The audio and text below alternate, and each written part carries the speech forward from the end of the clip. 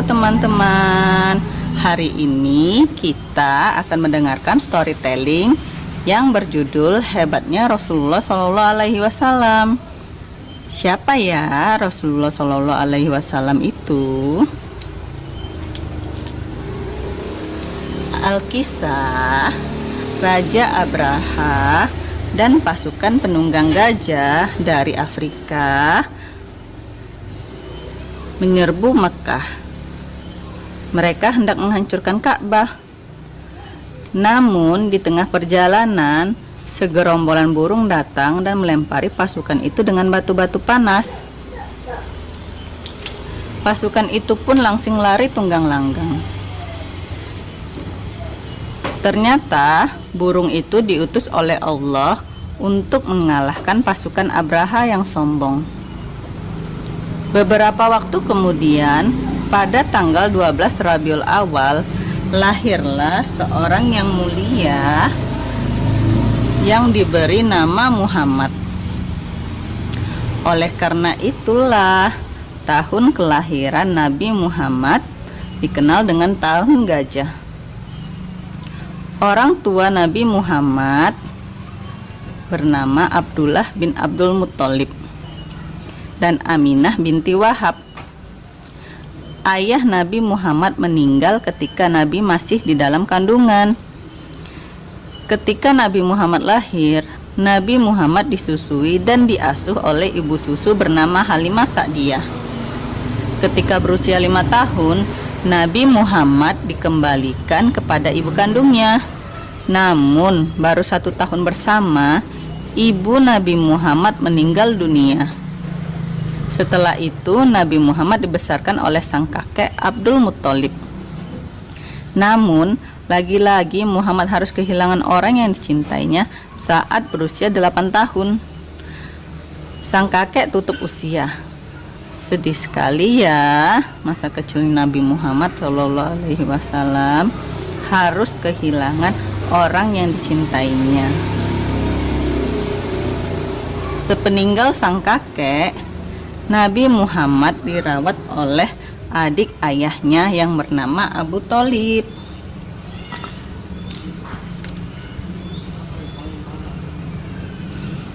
Sejak usia 9 tahun, Nabi Muhammad mencoba bekerja dari mengembala kambing tetangganya dengan upah ala kadarnya dan ikut pamannya berdagang ke Syam saat usia 12 tahun. Keadaan Mekah sedang kacau. Nabi Muhammad yang saat itu berusia 40 tahun menyepi di Gua Hiro. Tiba-tiba ada makhluk yang menghampiri Nabi Muhammad dan terus-menerus menyuruh Nabi Muhammad membaca. "Iqra," katanya. "Aku tidak bisa membaca, apa yang harus kubaca?" tanya Nabi Muhammad. Wah, siapa ya yang datang? Dialah malaikat Jibril yang diperintahkan Allah untuk menurunkan wahyu. Iqra dan beberapa ayat selanjutnya itulah yang turun, yakni surah Al-Alaq ayat 1-5. Setelah Nabi Muhammad menerima wahyu pertama, malaikat Jibril memberi kabar bahwa Allah mengangkatnya sebagai nabi. Nabi Muhammad merupakan nabi terakhir dan penyempurna agama Allah yang sebelumnya dibawa oleh nabi terdahulu. Sebagai nabi, Nabi Muhammad diberi keistimewaan yang tidak bisa dilakukan oleh manusia biasa, disebut dengan mukjizat. Apa saja ya mukjizat Nabi Muhammad? Yang pertama adalah Al-Quran. Mukjizat Nabi Muhammad yang paling agung adalah Al-Quran.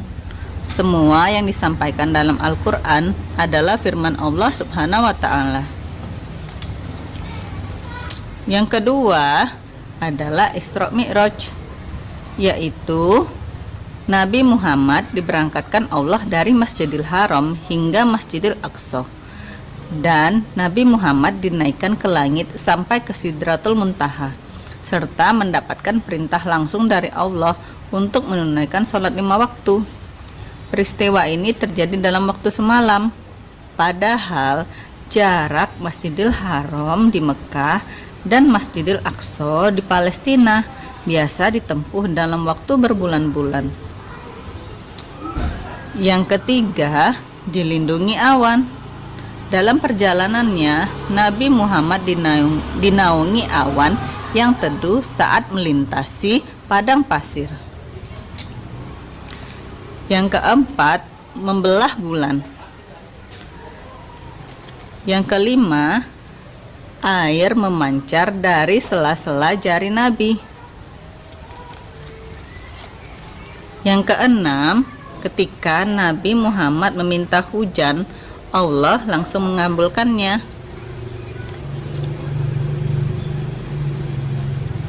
Yang ketujuh, Nabi Muhammad mengetahui apa yang jadi di dalam kubur. Yang kedelapan, segelas susu dapat diminum oleh banyak orang. Yang kesembilan, tubuh Nabi Muhammad memancarkan cahaya. Dan yang kesepuluh, makanan yang sedikit cukup untuk orang banyak. Nah, itulah keistimewaan Nabi Muhammad. Nabi Muhammad juga mendapatkan gelar Rasulullah. Demikianlah cerita storytelling kita hari ini. Terima kasih teman-teman. Wassalamualaikum warahmatullahi wabarakatuh.